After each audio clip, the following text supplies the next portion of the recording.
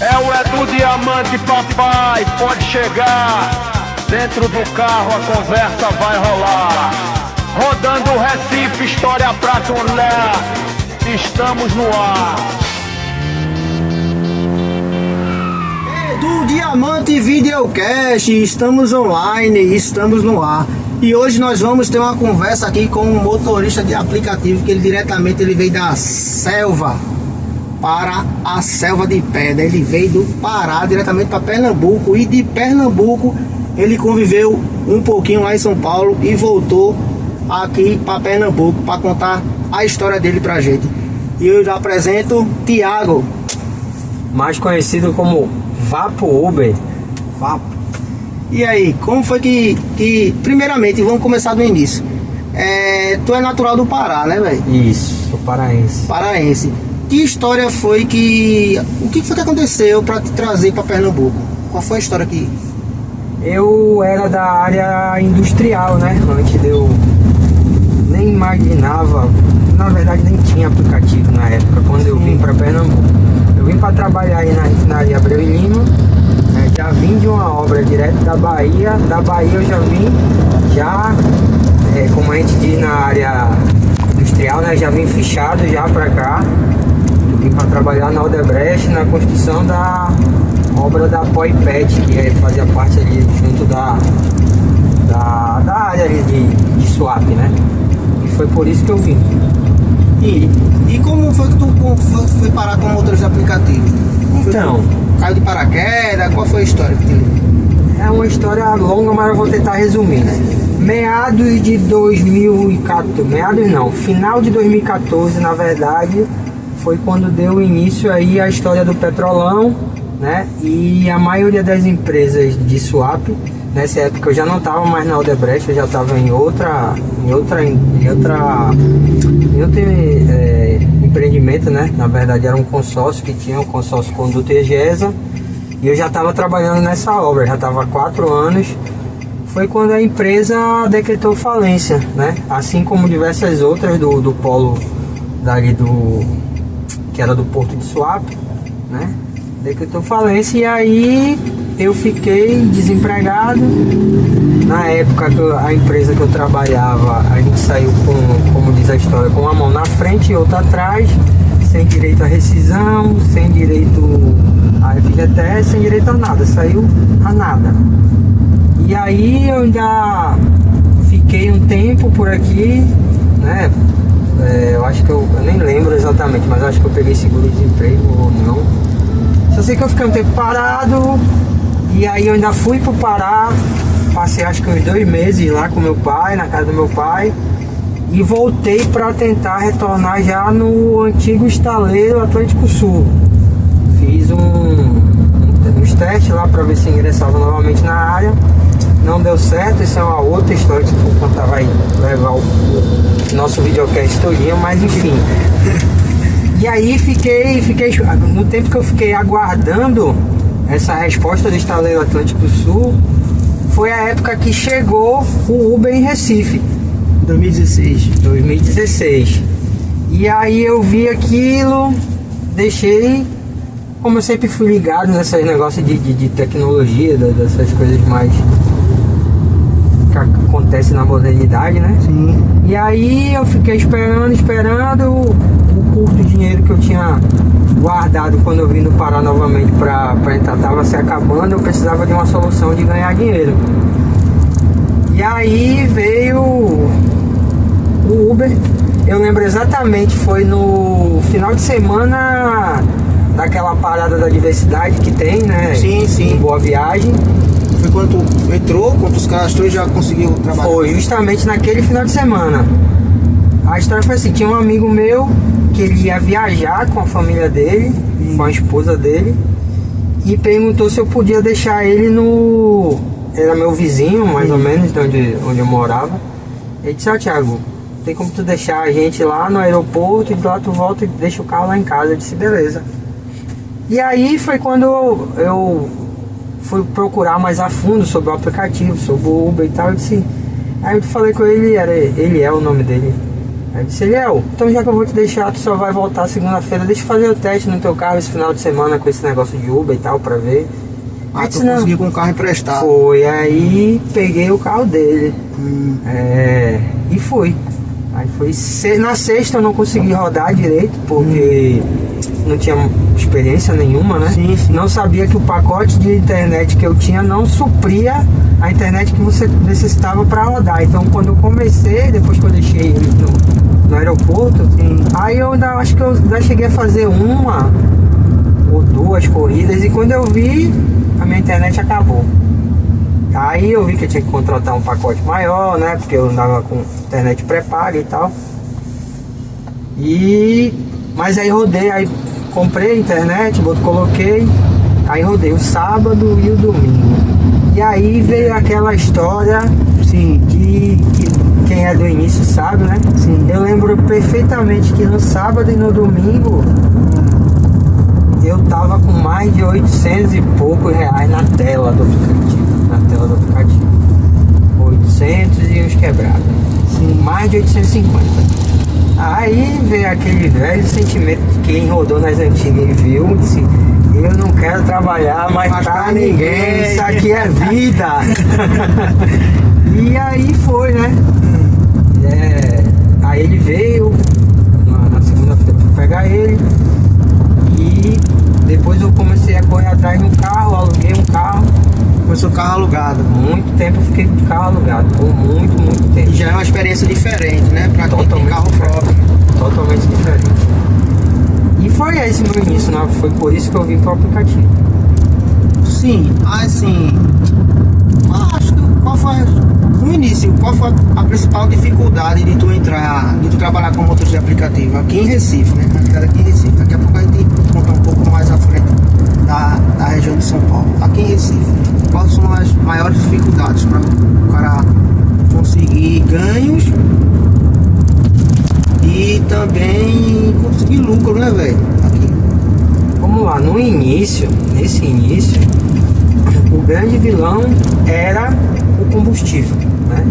Como é um grande vilão hoje também, mas mesmo na época que o combustível era barato, e tem até uma diferença daquela época pro hoje, porque assim, vamos lá, era tudo mais barato, mas a demanda também era muito menor, tanto é que na época os aplicativos eles colocavam a hora garantida, que era para você ficar online, porque no começo era o contrário, tinha muito motorista online e pouco passageiro, porque na época que iniciou, só quem pedia aplicativo era quem já era ligado em tecnologia e tudo mais, e pedia, mas a grande maioria da população tinha um certo receio, até pela propaganda negativa que faziam, né? Que era um negócio clandestino.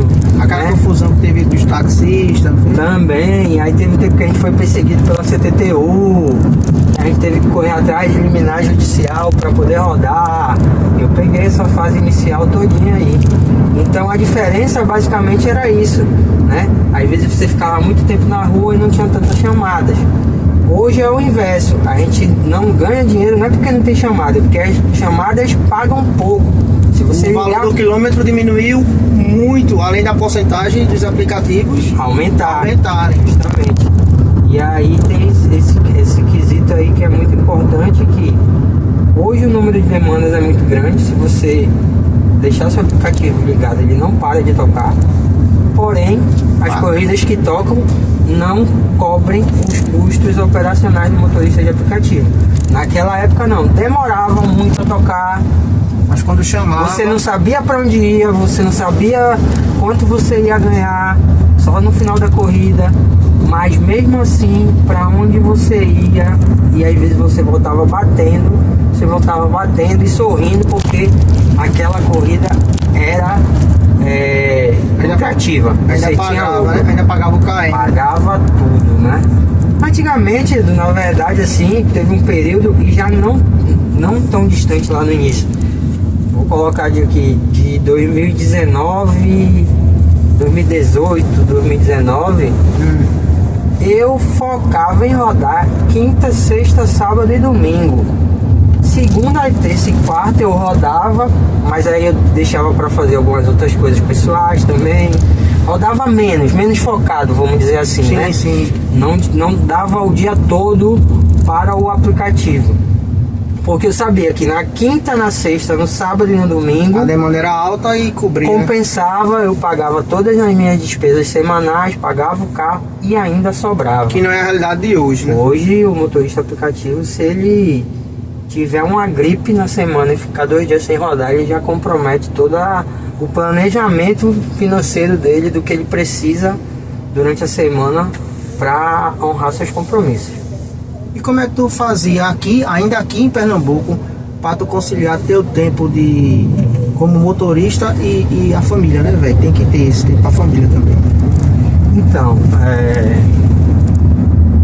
é bem difícil, né? Porque assim, a família tem que ter uma compreensão muito grande de que você está trabalhando. Se você tiver em qualquer outro emprego CLT, você tem um horário para cumprir, né? Às vezes, muitas vezes, como tu sabe, eu participo de muitos grupos e eu tô sempre na pista encontrando a galera. Hoje não deixa de ser uma liderança, querendo ou não, você não deixa de ser uma liderança no meio da galera. Então a gente escuta muito relato, né? E às vezes, como a gente estava falando agorinha, hoje se o motorista não se dedicar, ele não consegue bater a meta dele, cumprir com o que ele se comprometeu a fazer no dia, vamos dizer, na semana. E aqui em Recife é bem específico. Se você perder o horário da manhã e o horário da tarde, você jogou aí no mínimo 40% do seu rendimento se diário. tratando aqui de Recife, qual o melhor horário pro cara rodar aqui em Recife, trabalhar como motorista? Independente da categoria, se é Black, Comfort ou X. É esses 2 picos de horário. Você tem que aproveitar o pessoal saindo de casa e indo pro trabalho, né? Aí você tem que aproveitar depois o pessoal voltando do trabalho para casa. E tem ali um intermédio em determinadas áreas de Recife, que é áreas onde tem empresariais, onde o pessoal vai se movimentar para sair do escritório para um restaurante, ou do escritório para os seus afazeres ali no horário de almoço, né? São esses 3 horários principais que eu sempre foquei em estar online nesses horários. Aí entra com aquela pergunta que tu fez, e agora como é que fazia para conciliar? Porque geralmente os horários que você tem para fazer alguma coisa com a sua família são geralmente esses horários de alta demanda que você não pode perder, né? E aí entra também a questão do final de semana. A maioria, eu acho que já que me conhece sabe, e quem não me conhece, eu sempre priorizei trabalhar mais à noite. Tentar de segunda a quinta dar o gás nesses horários que eu falei agorinha. E final de semana, de sexta em diante, eu já priorizava pegar a tarde e início da madrugada. Parar lá para as 2, 3 horas da manhã, porque a gente sabe que esse horário, se não tiver um grande show, se não tiver um grande evento em Recife também, morre, né? E aí, sexta, sábado e domingo, eu já foco nesses horários. Depois do meio-dia até o horário que dá. Em relação a trânsito, como é que tu fazia para se livrar desse trânsito de Recife, que já foi considerado um dos piores do Brasil? Na verdade, é o pior Ainda do Brasil. né? É o pior do Brasil, segundo... eu não vou lembrar. Eu não sabia que a gente ainda tava com esse título não, mas... Que dizem que eles se baseiam no quê? Em quanto tempo você leva para percorrer 10 km. Essa pesquisa que eu vi que Recife era o pior, porque em São Paulo leva em torno de 50 minutos e aqui em Recife leva-se em torno de entre 57 e 59 minutos para se fazer o mesmo percurso de 10 km. Então, não tem uma receita mágica, né? Porque é algo muito volátil. A gente sabe que aqui, se der uma batida na Agamenon, já compromete. Se der uma batida na Rosa e Silva, você já lascou. Na Caxangá, mesmo nas principais vias aqui, se tiver alguma coisa que acontecer, já vai deixar aí tudo travado. Então é você tentar, como eu sempre falei em todo lugar que eu fui, é essencial o motorista conhecer onde ele roda. Por quê? Se você conhece e você sabe que tem um lugar, um trânsito naquele local, você vai saber por onde onde pode contornar, né? Ah não, então se tem um trânsito ali na Imperial, eu vou dar ali no início, eu vou dar ali depois dentro do coque, já saio mais lá na frente, já saio perto da ponte de Afogados e já quebrei metade do trânsito. Na verdade é importante conhecer a área, né? E assim você vai. Isso foi só um exemplo, né? E o que eu sempre fiz para tentar sair dos engarrafamentos é rodar locais que eu conheço, onde eu possa saber onde existem atalhos, onde eu posso saber onde eu tenho uma válvula de escape para tentar se livrar. Mas a bem na verdade é que ninguém consegue fazer muito milagre não aqui em Recife quando dá esses problemas. Saindo um pouquinho desse papo chato aqui, comente pra nós aqui algum momento engraçado, alguma corrida, alguma situação que tu passou aqui em Recife, alguma situação cômica, engraçada, trabalhando como motorista. Tem tantas, mas assim pra gente lembrar. Pô, eu já cheguei numa corrida que a mulher tava extremamente embriagada. Aí chegou lá, ela disse que só ia pagar se eu desse um beijo nela. Eita! Mas era assim, ela era complicada de encarar. Podia ser dinheiro que fosse não dar certo. E aí eu tive que contornar e tal. Eu disse, não, então vamos fazer o seguinte, olha, eu tô com outra corrida aqui na tela, eu vou terminar ela aqui e volto. Resumindo, e aí ela desceu e não pagou e eu fui me embora. E no outro dia fui lá pra cobrar ela. Não tinha aquela opção de colocar pra próxima não, né? Não, isso ainda era a época que não tinha nem destino. Eu fui deixar ela lá no Imbura.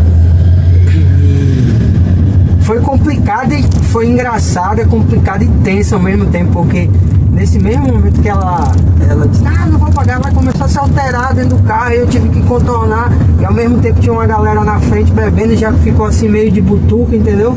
Entendi. Disse, pô, o que é que tá acontecendo ali que a mulher tá gritando? Eu já vi a possibilidade de ter um problema grande comigo. E situação de risco aqui em Recife, tu passasse por alguma situação de risco? Já, também teve uma história que os caras trocaram as armas na frente, na minha frente. Foi um negócio que foi bem no início também. Eu tava com um carro alugado de um colega meu, um Honda City, bonito pra caramba. E foi no Vasco da Gama. Sim. Aí eu peguei 2 camaradas lá, inexperiente, chegou lá, os caras disseram, vamos encerrar, eu sou Uber também, vamos encerrar a corrida aqui, que tu ganha mais e tal. E eu me abestalhei, fui no papo dos caras e encerrei a corrida. Quando chegou no meio do caminho, eles iam pra Camaragibe. E aí quando chegou mais ou menos perto da UPA ali da Caxangá pra pegar ali a dobradinha, aí os caras trocaram as armas assim, um tava com a pistola, deu o revólver pro outro. Aí já perguntaram assim, aí irmão, tu tá com medo? Aí eu disse, rapaz, o carro não é meu, mas tem seguro.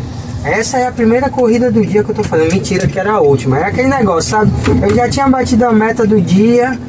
Na época eu morava no Cabo de Santo Agostinho. Já tava pra querer pegar a BR pra ir pra casa. Mas tocou, a cara disse, eu vou fazer essa última. Vai que seja mais pra lá. O problema é sempre essa. A gente sempre quer fazer mais a última. Mas enfim, não era assalto. Eles disseram, não se preocupa não, que a gente não é ladrão não, a gente é traficante, fica tranquilo. Aí eu disse, tô tranquilo pra caramba. Aí, enfim, chegou lá, os caras, quando chegou no meio no final da corrida, os caras disseram, não ia te pagar não, velho, mas como tu for um cara corajoso, eu vou te pagar, tá aqui, ó. Tinha andado 50, toma 60 reais. Aí mal ele sabe que corajoso é uma porra, que não tava passando era nem um sinal do Wi-Fi. E só não saiu nada porque não tava pronto. Eu tava me suando frio até o final da corrida. É muito ruim, muito ruim, né? Mas isso são situações que a maioria passa, né? A maioria passa, porque de uma forma ou outra, a gente sempre tá em risco na rua, né? A gente tá exposto a isso, né? Com certeza. E que história foi, o que foi que te levou aí pra São Paulo, velho? Que situação foi essa que tu fosse parar em São Paulo?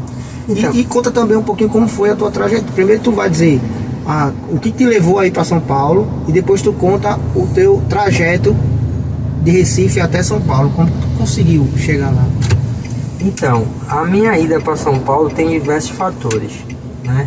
Primeiro que eu sempre tive vontade, por eu ser da questão de participar de redes sociais há muito tempo, né? Então eu já tinha contato com os meninos lá de São Paulo, né? Eu já via, estava sempre vendo, e eu sempre fui aventureiro, né? Eu sempre tenho esse espírito, até porque eu trabalhava na indústria, eu trabalhava viajando, né? Eu era o conhecido, como a gente fala, eu era trecheiro, né? Então a gente saía de uma obra, passava 3, 4 meses, 5 meses numa obra, já ia para outra e assim sucessivamente.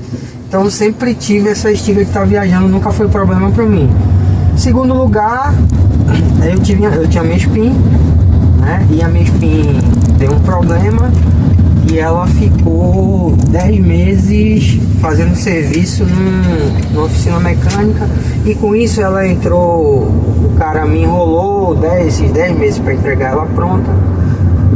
E ela entrou em busca e apreensão, não consegui pagar, porque na época eu tava com o Corolla, que era alugado, e a ideia era ela estar alugada para alguém, para ela se pagar o Corolla. Se pagar o financiamento dela, né? Pagando o financiamento e eu dela. pagava o Corolla normalmente. Entendi. Era para ela se pagar. Aí quando deu esse problema, não teve mais aluguel, e como o cara enrolou lá, ficou 10 meses sem pagar, e atrasou, e entrou em busca e apreensão e aquele negócio todo.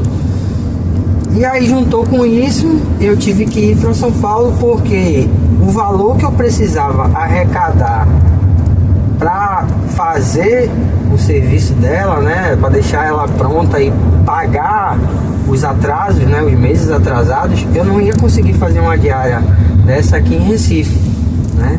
E juntando com meus outros débitos que já tinha, né? Porque assim, antes dela dar o problema no motor, ela tinha dado problema no ar-condicionado, eu gastei uma nota, 4 carreadas no ar-condicionado. Aí eu já tinha gastado na suspensão, tinha gastado, eu não lembro mais agora exatamente. Caramba, fugiu. Eu tinha gastado dinheiro pra caramba e tava todo atolado de dívida. Então eu tava com vamos dizer assim, o que eu precisava fazer por dia era muito mais do que R$400 por dia. Aí, infelizmente, em Recife líquido é difícil. Porque para você fazer mais de R$400 líquido, você tem que fazer o quê? 550, 600? Dependendo do carro, do carro, que tipo de combustível que tu roda, né? Enfim, aí juntou uma coisa com a outra, e aí eu digo, é a hora de eu ir para São Paulo tentar. E eu fui. E como foi esse caminho até São Paulo? Então, o Corolla tem GNV, né? Então me ajudou bastante. Na época eu postei, se eu não tô enganado, foi em torno de 1.280, 1.380 que eu gastei de combustível daqui até lá. A grande maioria foi no GNV, graças a Deus. Eu acho que eu andei no máximo uns 500 km no combustível líquido. Porque em todo lugar tem gás, né? Tem uma parte dentro da Bahia que não tem GNV, aí essa parte foi no combustível líquido. Aí tem outros lugares que você acha o GNV, mas também já é quase o mesmo preço do combustível líquido, mas ainda é mais. E nessa trajetória de Pernambuco até São Paulo, teve alguma situação engraçada, cômica, algum perrengue, né?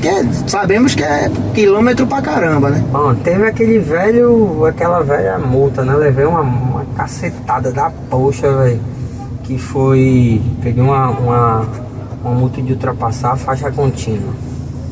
Eu vim aqui naquele sobe e desce, aquela aclive, declive, velocidade, a pista ótima, velocidade normal, constante. E aí eu vi daqui um caminhãozão, né? Uma carreta grandona, pesada.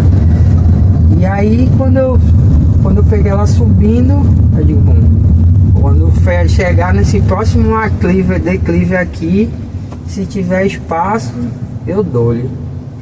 Aí foi dito e feito, mano.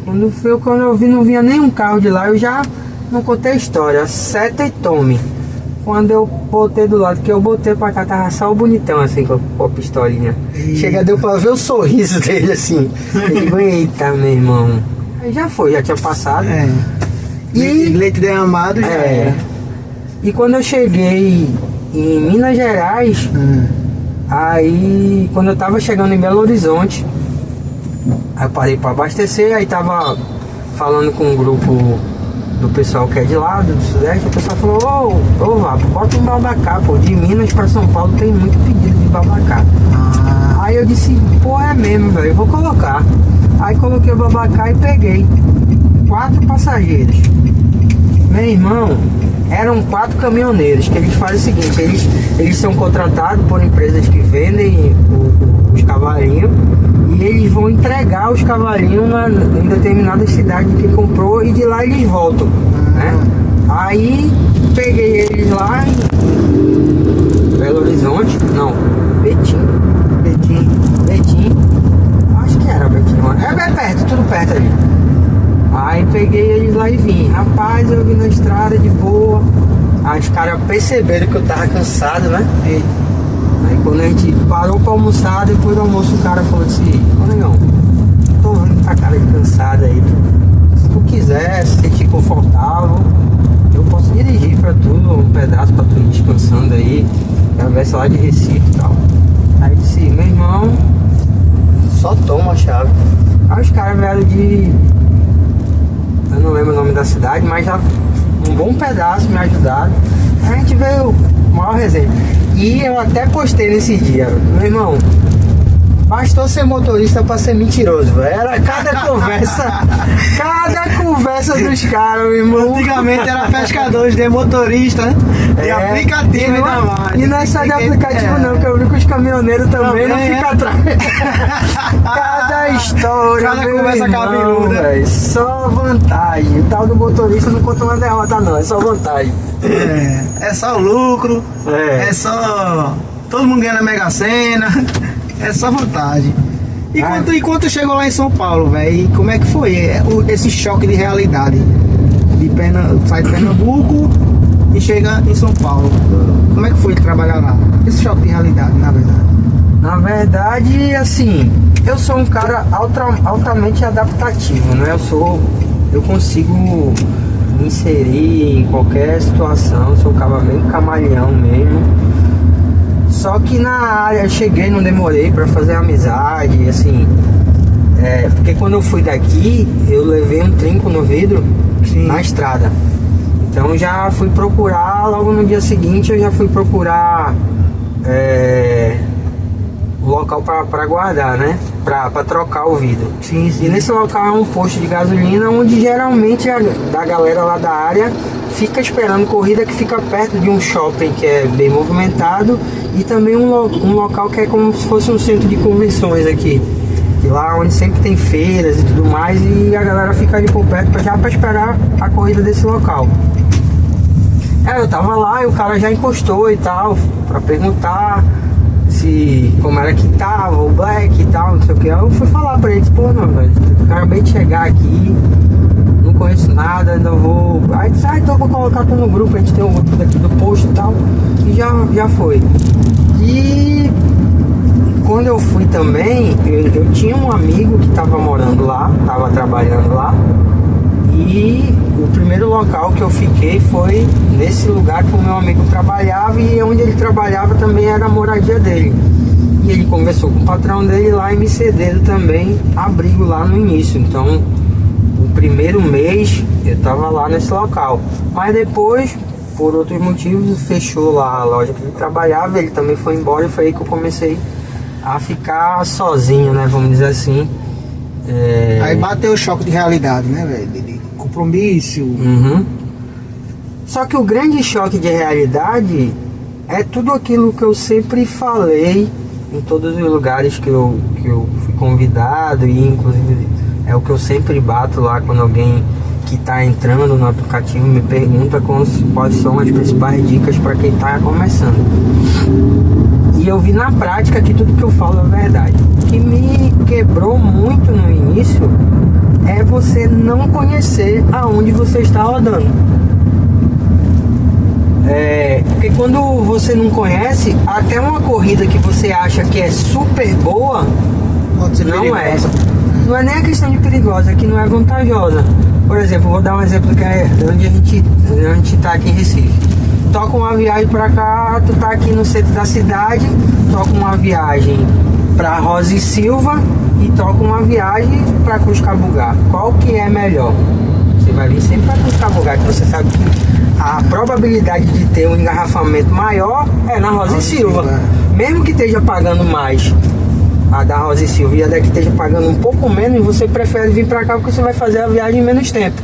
E lá vai ficar mais tempo no trânsito. E você vai acabar, consequentemente, ganhando menos. Ou perdendo mais, vamos dizer assim.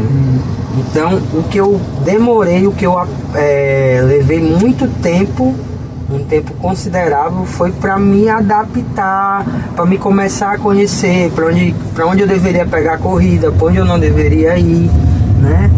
E só comprovou tudo aquilo que eu falo. Quando você conhece onde você está rodando, é tudo muito mais fácil. Quando você não conhece, vai para um local totalmente que você não manja nada, a probabilidade de você não ter um resultado bom é muito maior. Entendeu? Quando se trata de passageiro, existe diferença entre o passageiro de São Paulo e o de Recife? Não. Dá meio que pra generalizar por camadas, né? O povo elitizado lá é tão chato quanto daqui, mas tem gente que é legal também. Não muda. Passageiro, no meu modo de ver, passageiro, ele não muda. Passageiro ruim é passageiro ruim em qualquer lugar do Brasil. E tem os ruins da classe alta e tem os bons da classe baixa. Não quer dizer que é porque classe baixa que é passageiro ruim. Exatamente. Todos são ruins. Não é porque é de classe alta que todos são bons. Muito pelo contrário. Às vezes eu já tive mais problema com gente chata nas altas categorias dos aplicativos do que nas mais baixas. Mas também existe também os problemas. Tem um problema em todo, não dá pra generalizar não. Mas num resumo assim, os passageiros de lá e os daqui têm as mesmas qualidades e os mesmos defeitos. É assim que dá pra dizer. E quando se trata de motorista, a galera lá é mais unida do que a galera daqui de Pernambuco ou é tudo a mesma coisa? Eu tenho um viés muito particular sobre isso. Eu já encontrei algumas pessoas que já trabalharam lá em São Paulo e também contam suas experiências. Eu não vejo muita diferença não. Eu não vejo muita diferença. Eu não acho que lá é mais unido do que aqui. Não vejo isso. Eu vejo que em todo lugar tem uma parcela da categoria que é mais enganjada, que é mais unida, mas a grande maioria dos motoristas de aplicativo hoje ainda é individualista. A grande maioria hoje ainda... Tanto é verdade o que eu tô falando, porque se não fosse a gente já teria conseguido algo melhor. Porque se a gente tiver... Eu vou dar um exemplo bem claro e prático, e quem tá um pouquinho mais antigo aí vai lembrar. Quando a gente fez a paralisação do GNV e aqui em Pernambuco, foi há 2 anos atrás, 2 anos e meio por aí. A gente teve aí em torno, eu não lembro exatamente, mas eu vou chutar aqui, foi mais de 400 motoristas, 300 eu acho motoristas, eu não lembro exatamente que aderiram. 300 motoristas não dá 1% do que a gente sabe que tem aqui de motorista de aplicativo em Recife, não dá 1%. Verdade. E a gente fez um grande movimento, um movimento que parou o centro da cidade do Recife, né? Então, se a gente fosse uma categoria unida, a gente conseguiria muito mais do que isso. Então, eu não vejo essa diferença. Eu espero que agora, cada vez mais, aqui em Pernambuco a gente está com... Eu acho que a gente está progredindo muito para que a categoria se una mais, que entenda que a gente só mais forte que a verdade, né? Que a gente só vai conseguir as coisas quando a gente se unir, né? né? A cada movimento, se a gente for conseguindo aumentar 5, 10%, a cada paralisação, parar com essa ideia, nunca deu nada, é porque já tentaram várias vezes e nunca deu nada. Nunca deu nada porque sempre a adesão foi baixa, sempre a adesão foi pouca. Se alguma vez a gente disse, tá vendo, a gente teve 80% de adesão dos motoristas e não deu em nada, aí eu ficava calado. Mas nunca foi assim, sempre foi muito baixa a demanda de pessoas que aderem. A galera é muito individualista e não consegue pensar lá na frente, né, velho? Não quer saber o de hoje. Mas só que às vezes você parando hoje pode melhorar o seu movimento, o seu ganho lá na frente, pô. Com certeza. Mas... o que o pessoal precisa entender é algo que eu falo há anos, né? Mais de 2 anos eu toco na mesma tecla. O dia que o motorista entender que a relação de dependência é o contrário do que ele imagina, porque tem muita gente que acha que ele depende do aplicativo e na verdade o aplicativo que depende de nós, porque se tiver 1 milhão de corridas para serem atendidas e não tiver nenhum motorista online, a plataforma não ganha nenhum real. A mão de obra é o motorista. Se a gente não tiver online, o aplicativo não ganha um real. Então, nessa relação de dependência, quem depende da gente são os aplicativos. Então, a hora que o motorista entender isso, ele vai saber que tem que ser do jeito que a gente quer e não do jeito que o aplicativo quer. Porque hoje o que está acontecendo é que o aplicativo faz com a gente o que ele quer. A gente não tem direito, a gente diz que a gente é empresário. Como é que a gente é empresário se a gente não precifica nem o valor da nossa mão de obra? Na verdade, a gente não tem direito a opinar em nada, né? Tudo são eles que decidem, né? A gente é excluído sem ter direito de resposta, né? A gente vem a tarifa do jeito que ela quer e quem quiser que aceite, e assim vai, né? Então a gente tem que entender e mudar esse pensamento. Quando o motorista conseguir mudar esse pensamento, a gente vira esse jogo e a gente tem um poder imenso que a maioria dos aplicativos do motorista de aplicativo não conseguiu entender ainda. E como se trata de segurança, existe uma diferença entre São Paulo e Recife? Como se trata na profissão de motorista de aplicativo? Tem alguma diferença? Eu não vejo uma grande diferença, né? Lá tem bairros perigosos, assim como aqui tem. Então tem lugar que você sabe que se você for, pode acontecer uma incidência maior. E os critérios de segurança do motorista, ele tem que atender, ele tem que fazer da mesma forma em qualquer lugar que ele for, entendeu? Se trata de segurança, tem que trabalhar da mesma forma. Atento, né? Analisar o passageiro, analisar onde ele está buscando a corrida. Analisar como? Tu tá 11 horas da noite, toca numa corrida pra tu, lojas americanas pra o shopping não sei qual. Tu sabe que aquele horário não é horário de shopping, tá funcionando. Então por que você já tem que ficar ligado nessa corrida? Pode ser alguém que trabalha à noite no shopping, a gente sabe que a manutenção de shopping são feitas quando ele está sem expediente comercial. Pode ser, mas aí o que vai fazer tu aceitar essa corrida? Não, você vai chegar até o local, vai analisar, vai ver como é que é. Infelizmente a gente tem que ser um tanto quanto preconceituoso, vamos dizer assim, né? Porque é a sua vida que você está arriscando. Então você tem que... E eu costumo dizer assim, que quem faz a segurança do motorista é ele mesmo. Com certeza. São suas escolhas.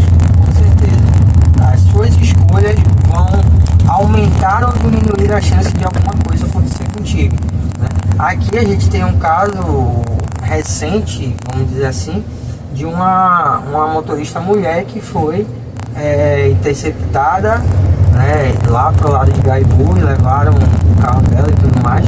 Ela pegou uma corrida dentro do shopping, né? Chegou lá, aconteceu com ela o que aconteceu comigo na história que eu estava falando anteriormente. Chegou lá uma mulher, eu acho que isso que passou uma certa segurança para ela, pediu para ela cancelar, que se ela quisesse cancelar, ela cancelava e chegava lá, ela ganhava o dinheiro total para ela. Então, são essas coisas que a gente tem que analisar. Quando a gente sai de uma situação de uma zona de conforto assim, e abre para o erro, a gente peca mais, né? Mas a gente que está na rua, a gente está sujeito a isso, né? Está sujeito, a gente não dá para julgar, é o que eu sempre costumo dizer. Em todas essas situações, a vítima nunca é a culpada. Porque geralmente o excesso de confiança do motorista é o próprio inimigo dele, né? O excesso de confiança e ter uma coisa que linka com todas essas questões de ganhos, que quanto tempo hoje a gente tem que passar muito mais tempo na rua e tudo mais, que às vezes você tá naquele dia necessitando fazer aquele valor, e até isso te expõe mais ao risco. A necessidade, né? Porque você precisa fazer por exemplo, uma viagem daqui do Rio Mar para Enseada dos Corais vai dar o quê? Uns R$70 por aí, 60, 70. Os valores de hoje, esse.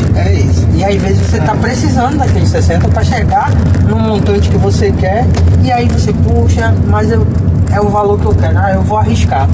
Até isso te coloca numa situação de risco maior.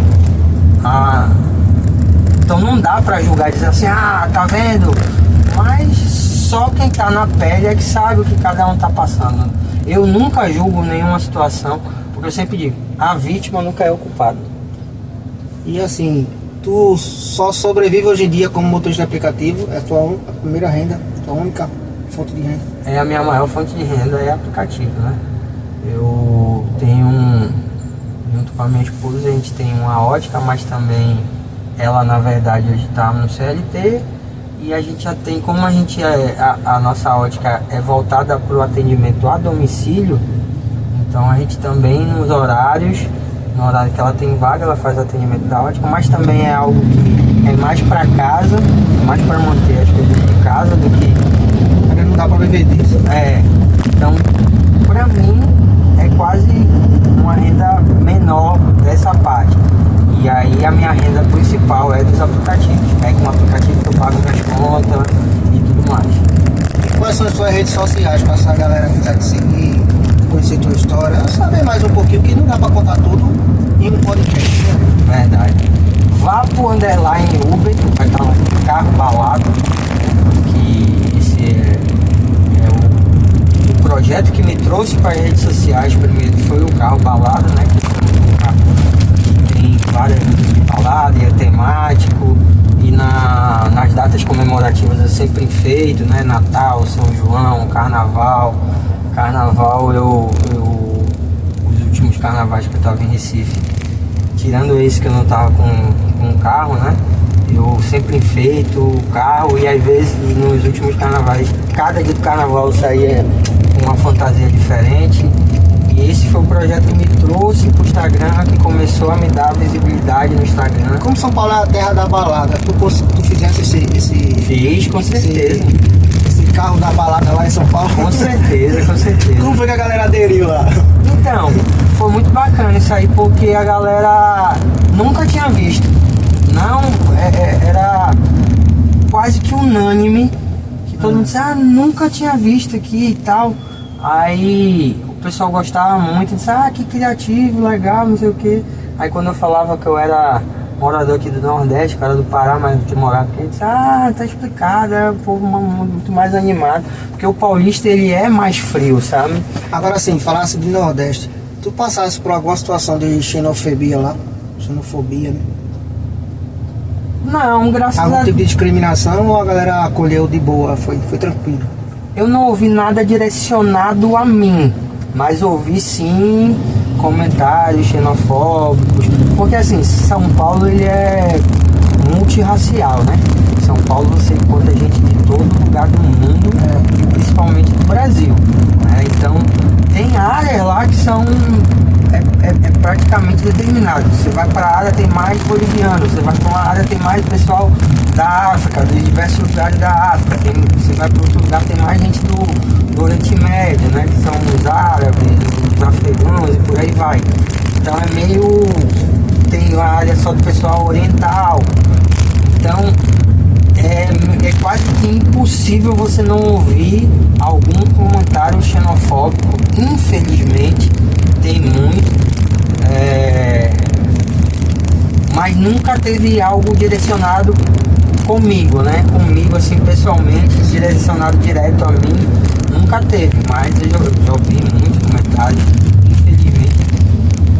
E geralmente assim, o pessoal que entra, a grande maioria é gente de fora de São Paulo, então o pessoal meio que já tá meio que ligado nisso, e é tipo assim, o pessoal de São Paulo quer se sentir, não todos, eu preciso dizer que não são todos, tem muita gente legal em São Paulo, mas tem a parte que se propõe a fazer esses comentários xenofóbicos.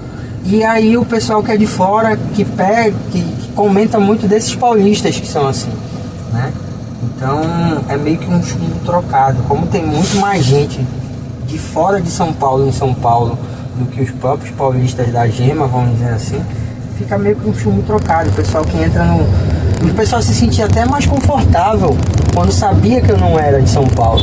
E conversavam muito de boa e tal, perguntavam justamente isso, como é que eu tava me sentindo. Porque o paulista da Gema mesmo, ele é mais frio, ele é um cara, é uma galera mais individualista, que muito frio na deles ali, não quer trocar muita ideia. Não todos, preciso sempre dizer isso, que não é generalizado, mas tem sim. Sim, galera, vou dar uma pausa aqui só de uns 3 minutinhos ou 2 minutinhos no máximo, para que vocês vejam o comercial dessa empresa, que é a HC Filmes. Ela é que está patrocinando aqui o Edu Diamante Videocast.